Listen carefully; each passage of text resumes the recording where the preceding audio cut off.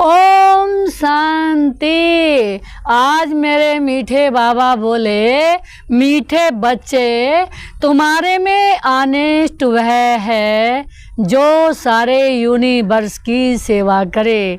तो आज मेरे मीठे बाबा बोले, तुम्हारे में सबसे ऑनेस्ट कौन है, सबसे ईमानदार कौन है? तो मेरे बाबा बोले, सबसे ईमानदार वह है जो सारे विश्व की सेवा करे, सारे यूनिवर्स की सेवा करे, बहुतों को आप समान बनाए। यानी कि बाबा जो जैसे हैं, मेरे बाबा चाहते हैं कि जो मैं सेवा करता हूँ, जैसे मेरे कार्य हैं, सबको आप समान बनाने के, अच्छा बनाने के, कल्याण करने के, ऐसे तुम बच्चे भी सारे विश्व का कल्याण करो। आराम पसंद न हो। तो मेरे मीठे बाबा बोले कि कभी भी अब आराम पसंद में नहीं आना है, यानी कि अब हमें आराम पसंद ना बन करके पूरे विश्व की सेवा करनी है। तो ऐसे बच्चे बाबा को बहुत पसंद हैं। तो आज मेरे मीठे बाबा ने प्रश्न में दिया, तुम ब्राह्मण बच्चे कौन से बोल कभी भी बोल नहीं सकते हो? तो मेरे मीठे बाबा ने आज उत्तर में दिया, तुम ब्राह्मण ऐसे कभी नहीं बोलेंगे कि हमारा ब्रह्मा से कोई कनेक्शन नहीं है। हम तो डायरेक्ट शिव बाबा को याद करते हैं। बिन ब्रह्मा बाप के ब्राह्मण कहला नहीं सकते हैं। तो बाबा कह रहे हैं, कई बच्चे कहते हैं कि हमारा तो शिव बाबा से डायरेक्ट कनेक्शन है, लेकिन आज मेरे मीठे बाबा बोले कि ब्रह्मा बाप से कनेक्शन बिना काम नहीं चल सकता। क्यों?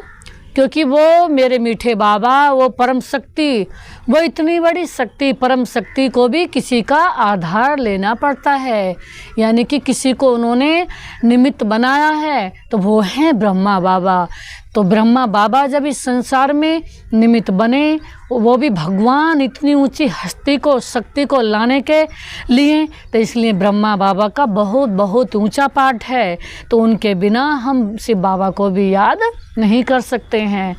तो जिनका ब्रह्मा से कनेक्शन नहीं, अर्थात मुख वंशावली नहीं, वह शूद्र ठहरे।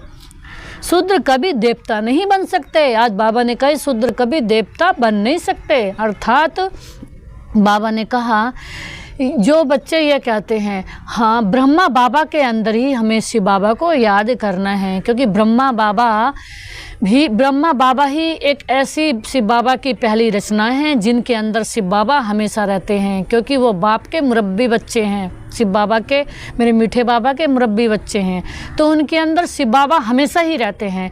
तो जैसे कि बाप और दादा कंबाइंड है, तो इसीलिए बाबा ने कहा, जो बाप और दादा को कंबाइंड नहीं समझते, तो वो जैसे कि शूद्र हैं, यानी कि उन्हें बाबा की पहचान नहीं है, बाबा से पूरा योग नहीं है। तो इसलिए बाबा को हमेशा, क्योंकि वैसे भी ब्रह्मा बाबा भी हमारे, बाबा ने कहा अलौकिक पिता हैं, और शिव बाबा हमारे, बाबा ने कहा पारलौकिक पिता हैं। तो इसलिए दोनों को हमें मान देना है और दोनों को कमेंट रूप में याद करना है। ओम शांति।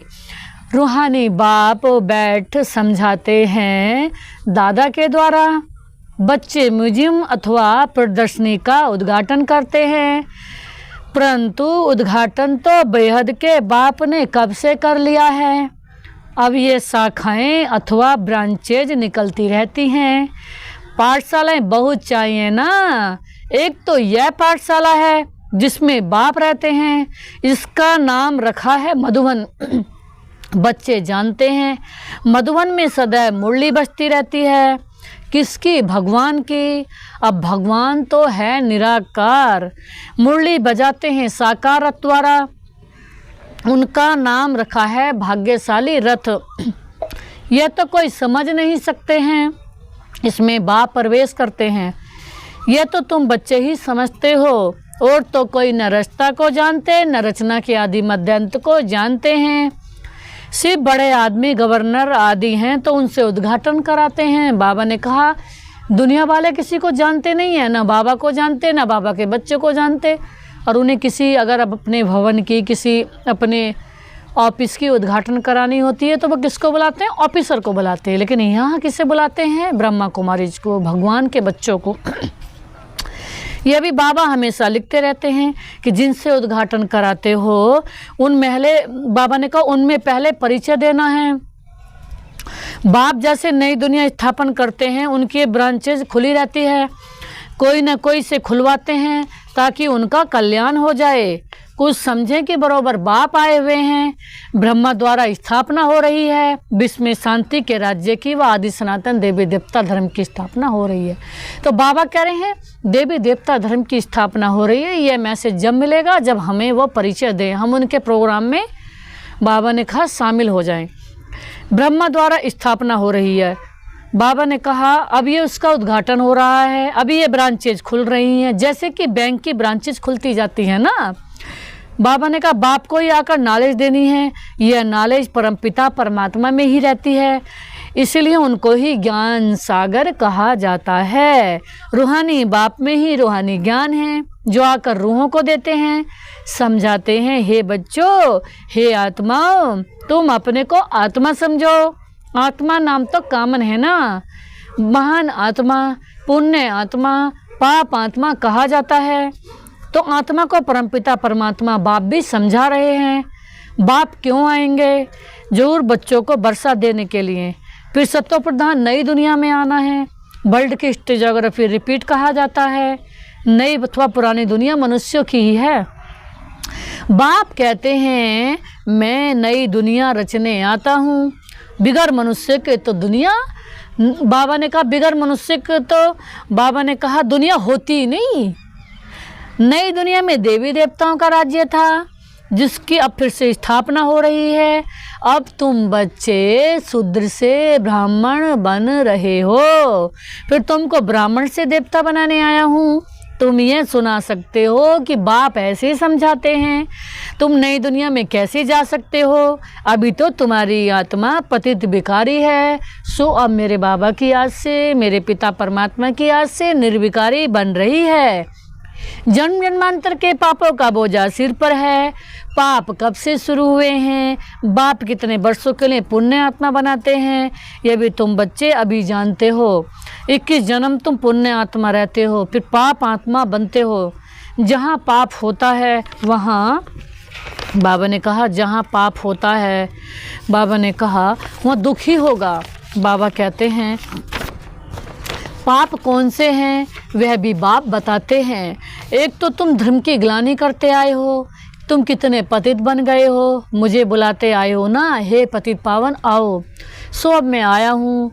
पावन बनाने बाप को तुम गाली देते हो, ग्लानि करते हो, तुम पाप आत्मा बन पड़े हो।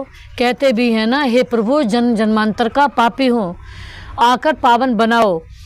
तो बाप समझाते हैं कि जिसने सबसे जास्ती जन्म लिए हैं उनके ही बहुत जन्मों के अंत में प्रवेश करता हूँ। बाबा बहुत जन्म किसके कहते हैं? बच्चे 84 जन्मों को। बाबा ने कहा जो पहले पहले आए हैं वही 84 जन्म लेते हैं। पहले तो ये लक्ष्मी नारायण आते हैं, यहाँ तुम आते ही हो नर से नारायण बनने के लिए। बाबा ने कहा यहाँ किसके लिए आते हैं? नर से नारायण बनने के लिए, नारी से महालक्ष्मी बनने के लिए।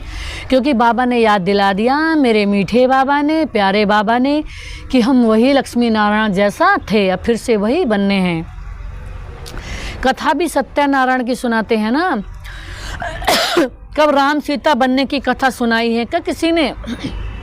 उसकी ग्लानि की हुई है। बाप बनाते ही हैं नर से नारायण, नारी से महालक्ष्मी, जिसकी कभी कोई निंदा आदि नहीं करते।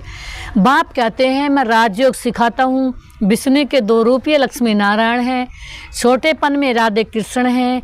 ये कोई भाई बहन नहीं है, अलग अलग राजाओं के बच्चे थे। वह महाराज कुमार, वह महाराज कुमारी।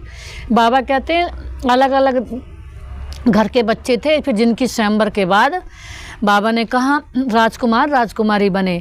तो जिनको स्वयंवर के बाद लक्ष्मी नारायण कहा जाता है, ये सब बातें कोई मनुष्य नहीं समझाते। कल्प पहले ये बातें जिनकी बुद्धि में बैठी होंगी उनकी बुद्धि में ही बैठेंगी। इन लक्ष्मी नारायण राधे कृष्ण के सबके मंदिर हैं। विष्णु का भी मंदिर है, जिनको नर नारायण का मंदिर भी कहते हैं। फिर लक्ष्मी नारायण का अलग अलग मंदिर भी है। ब्रह्मा का भी मंदिर है। ब्रह्म देवताएं नमः, फिर कहते हैं शिव परमात्माएं नमः। वह तो अलग हो गया ना। देवताओं को कभी भगवान कह नहीं सकते, उन्होंने भगवान को याद करके ऐसा पद पाया, लेकिन देवताओं को कभी भगवान नहीं कह सकते, बाप समान कह सकते हैं। बाप समझाते हैं, पहले जिससे उद्घाटन कराना है उनको समझाना है। विश्व में शांति स्थापन अर्थ भगवान ने फाउंडेशन लगा दिया है। विश्व में शांति लक्ष्मी नारायण के राज्य में थी। आज मेरे मीठे बाबा बोले कि शांति कब थी? 100% जब लक्ष्मी नारायण का, यानी कि हम लक्ष्मी नारायण जैसे थे, पवित्र राज्य था, जब शांति थी। ये सतयुग के मालिक थे ना, तो मनुष्य को नर से नारायण, नारी से लक्ष्मी बनाने की बड़ी गॉडली यूनिवर्सिटी है अथवा ईश्वरीय विश्वविद्यालय है। विश्वविद्यालय तो बहुतों ने नाम रखे हैं, लेकिन ये जो विद्यालय, इसका नाम है ईश्वरीय विश्वविद्यालय, यानी कि ईश्वर की पढ़ाई पढ़ाने का विद्यालय। देवी देवता बनने की पाठशाला है ये। तो मेरे मीठे बाबा बोले हैं, सारे विश्व में बेहद का बाप एक ही कॉलेज खोलते हैं। बाबा ने कहा वास्तव में वह कोई वर्ल्ड यूनिवर्सिटी नहीं है, लेकिन बाबा कहते हैं यूनिवर्स तो सारी विश्व हो गई ना, ये तो पूरे वर्ल्ड की यूनिवर्सिटी है, क्योंकि पूरे वर्ल्ड की आत्माएं यहाँ पढ़ती हैं, पूरे वर्ल्ड की आत्माएं यहाँ देवी देवता बन रही हैं, सतयुग की अधिकारी बन रही हैं। तो आज मेरे मीठे बाबा ने कहा कि वास्तव में बाबा कहते हैं सारे विश्व में बेहद का बाप एक ही कॉलेज खोलते हैं। तुम जानते हो विश्व में पावन बनने का विश्वविद्यालय केवल ये एक ही है, जिसको बाबा ने कहा जो बाप स्थापन करते हैं। हम सारे विश्व को शांतिधाम सुखधाम में ले जाते हैं, इसलिए इसको कहा जाता है ईश्वरीय विश्वविद्यालय। ईश्वर आकर सारे विश्व को मुक्ति, जीवन मुक्ति का वर्षा देते हैं। कहाँ बाप की बात, कहाँ ये सब बात कहते हैं रहते हैं। यूनिवर्सिटी है ना, यूनिवर्स अर्थात सारी दुनिया को चेंज करना, ये तो बाप का ही काम है। हमको यह नाम रखने नहीं देते और गवर्नमेंट खुद रखनी है, ये तो तुमको समझाना है। वे भी पहले तो नहीं समझेंगे ना। बोलो हमारा नाम ही है ब्रह्मा कुमार कुमारिया। इनका नाम ब्रह्मा नाम ही तब पड़ा जब बाप ने आकर रथ बनाया। फिर जब पिता नाम तो मशहूर है ना, वह आया कहाँ से? बाबा ने कहा उनके बाप का नाम क्या है? ब्रह्मा को देवता दिखाते हैं ना, देवताओं का बाप तो जो परमात्मा ही है ना, वह रचता है। ब्रह्मा को कहेंगे पहली पहली रचना, क्योंकि सबसे पहली फर्स्ट क्लास, सबसे ऊंची, सबसे प्योर, बाप समान, भगवान जैसी सदा गुणवान आत्मा ब्रह्मा बाबा हैं। उनका बाप है शिव बाबा। वह कहते हैं मैं इनमें प्रवेश कर इन तुमको पहचान देता हूँ। वो भगवान समान बने, तब बाबा ने उनके अंदर एंटर किया और सारे विश्व को अपना बनाया। तो बच्चों को समझाना है ये ईश्वरीय म्यूजियम है। बाप कहते हैं मुझे बुलाते ही हैं, हे पतित पावन आओ, आकर पतित से पावन बनाओ। अब हे बच्चों, हे आत्माओं, तुम अपने बाप को याद करो, उस बाप को, उस पिता परमात्मा को, उस मीठे मीठे अनंत सुख देने वाले उस दाता पिता परमात्मा को याद करो, तो पतित से पावन बन जाएंगे। मन मनाओ अक्सर तो गीता के है ना, भगवान एक ही ज्ञान के सागर हैं, पतित पावन हैं। श्री कृष्ण को तो पतित पावन कह नहीं सकते हैं, वह पतित दुनिया में आ न सकें। पतित दुनिया में पतित पावन बाप ही आएंगे। अब मुझे याद करो तो पाप भस्म हो जाएंगे। ये किसने कहा? मेरे शिव बाबा ने, कि मुझे याद करो तो पाप भस्म हो जाएंगे। कितनी सहज बात है, भगवानुवाच अक्सर जरूर कहना है। परमपिता परमात्मा कहते हैं काम विकार महाशत्रु है। पहले निर्विकारी दुनिया थी ना, अब विकारी दुनिया है। दुख ही दुख है, निर्विकारी होगी तो फिर सुख ही होगा। बाबा ने कहा अगर जब निर्विकारी दुनिया हो जाएगी तो सुख ही सुख होगा। अब ये दुख की दुनिया है तो दुख है, तो ये समझाना है कि भगवानुवाच काम महाशत्रु है। ये बाबा ने कहा, ये जो दुनिया है गंदी दुनिया है, इसलिए यहाँ दुख है। इस पर जीत पाने से तुम जगत जीत बन जाएंगे। एक बाप को याद करो। हम भी उनको याद करते हैं, क्योंकि इस दुनिया में बहुत ज़्यादा गंद हो चुकी है। तो गंदी दुनिया माना दुखों की दुनिया, पवित्र दुनिया माना दुखों की दुनिया। तो बाबा है एवर शुद्ध, तो शुद्धता माना सुख। तो जैसे कोई कॉलेज खुलता है तो उसका उद्घाटन कराते हैं ना, ये भी कॉलेज है, ढेर सेंटर्स हैं। सेंटर्स में टीचर मुकर्रर हैं, टीचर को भी ख्याल ज़रूर रखना चाहिए क्या बाबा नए नए सेंटर्स पर अच्छी अच्छी ब्राह्मणियों टीचर्स को रखते हैं ना, कि इसीलिए कि जल्दी जल्दी आप सामान बनाकर फिर और सेंटर्स पर भागना चाहिए सर्विस को उठाने के लिए। आज बाबा टीचर की महिमा भी करते हैं, लेकिन बाबा ने कहा सबसे अच्छी टीचर्स कौन? जो पूरे विश्व का कल्याण करे, जो एक आध सेंटर के इंचार्ज नहीं हो, एक आध सेंटर की वो नहीं हो, जो पूरे वर्ल्ड में घूमती रहे, पूरे वर्ल्ड की सेवा करे, पूरे वर्ल्ड की टीचर बने, बहुत सेंटर खोले, बहुत लोगों को पूरे विश्व को आप समान बनाए, पूरे वर्ल्ड की सेवा करे। आज बाबा उन टीचर का गायन कर रहा था एग्जाम्पल में, जैसे बाबा ने मुझे आत्मा को बनाया। तो बाबा कहते हैं सर्विस देखो कौन कौन ठीक रीति मुरली पढ़कर सुना सकते हैं, समझा सकते हैं, तो उनको कहेंगे तुम यहाँ बैठ क्लास चलाओ। ऐसी ट्रायल कराकर उनको बिठाकर चले जाना चाहिए और जगह सेंटर जमाने। ब्राह्मणियों का काम है एक सेंटर जमाया फिर जाकर और सेंटर जमावे। एक एक टीचर को 10-20 सेंटर स्थापन करने चाहिए। आज बाबा ने कहा 10-20 सेंटर संभालो, बहुत सर्विस करनी चाहिए, दुकान खोलते जाओ, आप सामान बनाकर कोई को छोड़ते जाओ, कि ऐसे नहीं कई नगर आश्रम भी बनाया था मेरे लिए। बाबा ने कहा नहीं, और बाबा ने कहा बड़ी टीचर्स वो जो कितने आश्रमों पर किस किस को बिठा करके और आश्रम खोलती जाए, बढ़ती जाए, बढ़ाती जाए, सारे विश्व को बाप की बनाती जाए। तो बाबा उनका ही तो गायन करेगा जो बाप लायक होंगे। तो बाबा कहते हैं दिल में आना चाहिए, कोई को आप सामान बनाकर तैयार करूं तो और सेंटर खुलें, परंतु ऐसे ऑनेस्ट कोई बिरले ही होते हैं। बाबा ने कहा ऐसी टीचर कोई बिरले ही होती हैं जो सारे विश्व को आप सामान बना दें। ऑनेस्ट उसको कहा जाता है जो सारे यूनिवर्स की सेवा करें।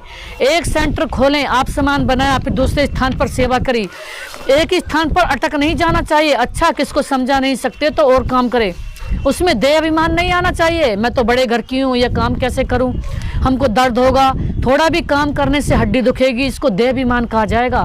कुछ भी समझते नहीं है, औरों को सर्विस करनी चाहिए ना, जो फिर वह लिखे कि बाबा फलानी ने हमको समझाया, हमारे जीवन बना दी। सर्विस का सबूत मिलना चाहिए, एक एक को टीचर बनना चाहिए, फिर खुद ही लिखे बाबा हमारे पिछाड़ी ढेर संभालने वाले हैं, हमने बहुतों को आप समान बनाया है, हम सेंटर्स खोलते जाएंगे।